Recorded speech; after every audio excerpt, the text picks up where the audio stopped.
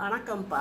குழந்தைகளுக்கு சளி பிடிச்சிக்கிச்சுன்னா ஆஸ்பத்திரியில் போய் சிரப்பு அப்படி இப்படின்னு வாங்கி தருவாங்க. அதெல்லாம் தேவையே இல்லை. நம்ம வீட்டிலையே இந்த கற்பூரவல்லிய செடியை வச்சுட்டோம்னா நல்லா தளன்னு அந்த இணுக்கு கிள்ளி வச்சா கூட தொட்டிகளில் கிள்ளி வச்சா நல்லா வரும்.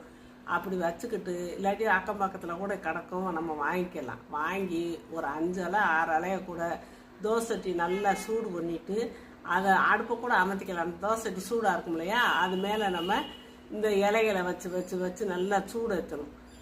இது கொஞ்சம் இதாகிடுச்சா திருப்பி கூட வைக்கலாம். திருப்பி வச்சு சூடு ஏற்றி அப்புறம் பார்த்தா அது நிறமே மாறிடும்.